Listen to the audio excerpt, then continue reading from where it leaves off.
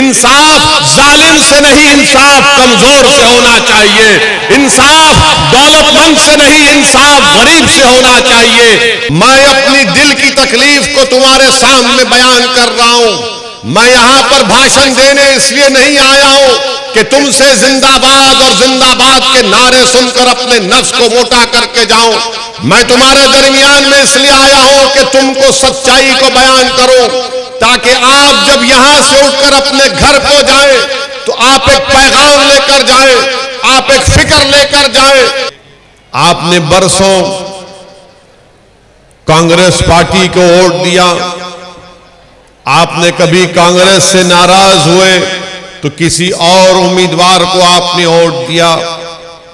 मैं आपके दरमियान में खड़े होकर आपसे एक तल्ख हकीकत को बयान कर रहा हूं, और शायद मेरी इस बात से बहुत से लोग इसको पसंद ना करें, मगर मेरे अजीज दोस्तों और बुजुर्गों, जिस पार्टी को आपने अपने वोट से बरसों से नवाजा, इस उम्मीद पर आपने वोट दिया कि वो फिरका परस्ती का खात्मा करेगी, मगर आज आप देखते हैं कि फिरका परस्ती का खात्मा होने के बजाय फिरका परस्ती खुद इख्तिदार की कुर्सी पर जाकर बैठ गई।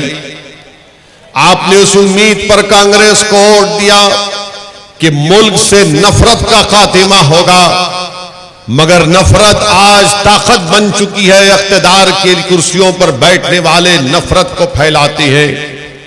आपने उस उम्मीद पर कांग्रेस को वोट दिया कि मुल्क में भाईचारगी मजबूत होगी, मगर आपने देख लिया कि मुल्क में भाईचारगी कमजोर हो चुकी।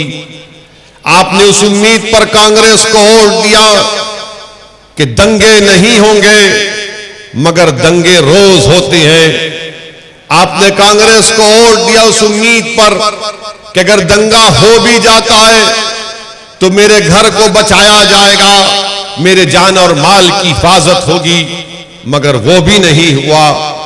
आपने इस उम्मीद पर कांग्रेस को या दूसरी सेकुलर पार्टियों को वोट दिया कि अगर दंगा हो जाता है तो फिर मुझसे इंसाफ होगा, दंगाइयों को सजा मिलेगी, मगर यह भी नहीं हुआ। आपने गुजरात की सरजमीन पर देख लिया कि किसी एक मासूम बच्ची की उसकी अस्मत रेजी की गई, उसका रेप हुआ। 11 लोगों ने मिलकर एक बच्ची का रेप किया। उस जो खुद प्रेग्नेंट थी, उसकी 3 साल की बेटी को उसके सामने कत्ल कर दिया। उसकी मां का रेप किया, उसका कत्ल कर दिया। आज आप बताइए कि जिस बच्ची का रेप हुआ, जिस बच्ची के आंखों के सामने उसकी मां का रेप हुआ, उसकी बेटी का कत्ल हुआ, इन तमाम जालिमों को छोड़ दिया जाता है, जेल से रिहा कर दिया जाता है। ये कहकर जेल से छोड़ दिया जाता है कि ये संस्कारी है। इनको जेल में काफी वक्त ये गुजार चुके हैं। बताओ फिर तुम्हारे वोट की कीमत और अहमियत क्या रह गई आज? आपने उस उम्मीद पर सेकुलर पार्टियों को वोट दिया कि अगर हमारा बच्चा गलती करेगा तो कानून काम करेगा, कोर्ट उसको सजा देगा, मगर तुम्हारे वोट की आज कोई कीमत नहीं है। तुम्हारी तकलीफ को कोई सुनने वाला नहीं है। तुम्हारे आंखों से बहते हुए आंसू को दुनिया समझती है कि ये नाटक कर रहा है। जब तुम्हारे जिस्मों से आह और तकलीफ निकलती है तो दुनिया उस पर मुस्कुराती है। बताओ फिर तुम्हारे इत्तेहाद और तुम्हारे वोट का क्या होगा? दुनिया ने देख लिया कि जिन बच्चों पर इल्जाम था कि पत्थर फेंका गया, इसी रियासत की सरजमीन में उन बच्चों को रोड पर लाकर इसी तरह मजमे को जमा करके गुजरात की सरकार ने उन बच्चों को पुलिस की लाठियों से पिटवा दिया। बताओ मेरे अजीज दोस्तों, फिर तुम्हारा वोट जो तुमने कांग्रेस पार्टी को दिया, क्या कोई आवाज उठती है उन बच्चों पर जब लाठियां बरसाई जा रही थी? तो बताओ कौन सा कानून इस्तेमाल होता है? मेरे अजीज दोस्तों और बुजुर्गों, मैं अपनी दिल की तकलीफ को तुम्हारे सामने बयान कर रहा हूं। मैं यहां पर भाषण देने इसलिए नहीं आया हूं कि तुमसे जिंदाबाद और जिंदाबाद के नारे सुनकर अपने नफ्स को मोटा करके जाऊं।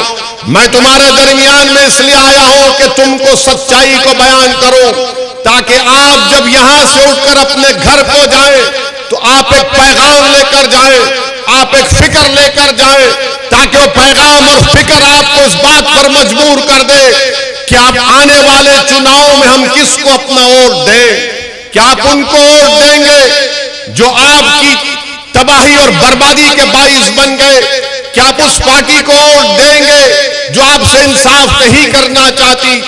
बताइए मेरे अजीज दोस्तों और बुजुर्गों, जिन बच्चों के पीठ पर लट पड़ी गई, पुलिस की लाठियां मारी गई, अगर उन बच्चों से जाकर पूछेंगे तो बच्चे, उनके माँ बाप पुकार पुकार कर सारी दुनिया को कह रहे हैं कि हमें तकलीफ इस बात की नहीं है कि पुलिस ने हमको मारा या गुजरात की सरकार ने हमको मारा, हमको तकलीफ इस बात की है कि पूरे मजमे के सामने लाकर हमको पीटा गया, हमारी बेइज्जती की गई, और उस मजमे से कोई एक शख्स ने आवाज उठाकर नहीं कहा कि भारत में संविधान है, भारत में कोर्ट है, भारत में इंडियन पीनल कोड है, भारत में सीआरपीसी है, मगर सब बैठकर थालियां मार रहे थे।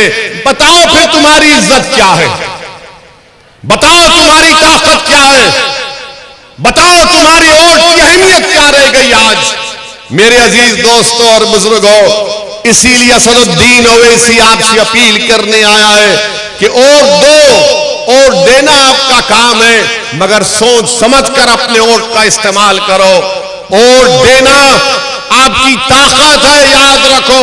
अगर आप अपना वोट किसी सियासी पार्टी को या किसी पॉलिटिकल पार्टी को देते हैं तो यकीनन वो कामयाबी और शिकस्त का बाइस भी बनता है, मगर उसके साथ ही साथ एक सियासी पार्टी को मालूम भी हो जाता है कि इसकी पार्टी को इतने हजार वोट मिले तो ये आपकी ताकत की निशानी है, ये आपके इत्तेहाद की निशानी है, ये आपकी सियासी शऊर की जिम्मेदारी निशानी है। याद रखो अजीज दोस्तों और बुजुर्गों, कोई तालीम याफ्ता होने से तालीम याफ्ता नहीं बन जाता। जब तक कि आपको पॉलिटिकल एजुकेशन नहीं मिलेगा, जब तक कि आपके दिलों में एक सियासी शऊर बेदार नहीं होगा, आप उस वक्त तक काबिल कहलाने के लायक नहीं है। मेरी आपसे यही गुजारिश है कि वोट जरूर दीजिए, हजारों की तादाद में, लाखों की तादाद में, करोड़ों की तादाद में निकलकर अपने वोट का इस्तेमाल करिए, मगर याद रखो तुमने जिसको वोट दिया, क्या उन्होंने आपकी लाज रखी? क्या उन्होंने आपकी इज्जत का सौदा नहीं कर लिया? और आपने वोट तो दे दिया, मगर उसके बाद उनकी जबानें खामोश हो जाती हैं, उनकी आंखें हमारी तबाही और बर्बादी को नहीं देखती हैं। बताओ मेरे अजीज दोस्तों और बुजुर्गों, इसीलिए मैं आपसे अपील कर रहा हूं कि मजलिस को एक मर्तबा मौका दीजिए, मजलिस के नुमाइंदों को, उम्मीदवारों को कामयाब करिए। मैं आपको बता रहा हूं कि आप मजलिस को वोट दीजिए, मजलिस को कामयाब करिए, नाइंसाफी के खिलाफ मजलिस लड़ेगी, आपकी इज्जत के लिए मजलिस सब कुछ करेगी। हम ये दरिंदगी को बर्दाश्त नहीं करेंगे, हम नाइंसाफी को बर्दाश्त नहीं करेंगे, क्योंकि भारत की जमहूरियत में जब सबसे इंसाफ होता है तो इंसाफ भारत के संविधान में राइट टू इक्वालिटी है, तो इंसाफ ताकतवर से नहीं, इंसाफ कमजोर से होना चाहिए। इंसाफ जालिम से नहीं, इंसाफ कमजोर से होना चाहिए। इंसाफ दौलतमंद से नहीं, इंसाफ गरीब से होना चाहिए। ये लड़ाई मजलिस लड़ रही है मेरे अजीज दोस्तों और बुजुर्गों, मेरे गयूर नौजवान साथियों, आज आप आए हैं, मैं आपके आज के आने की, आपके जिस जलसे में शिरकत की, मैं आपको सलाम करता हूं, आपका शुक्रिया अदा करता हूं।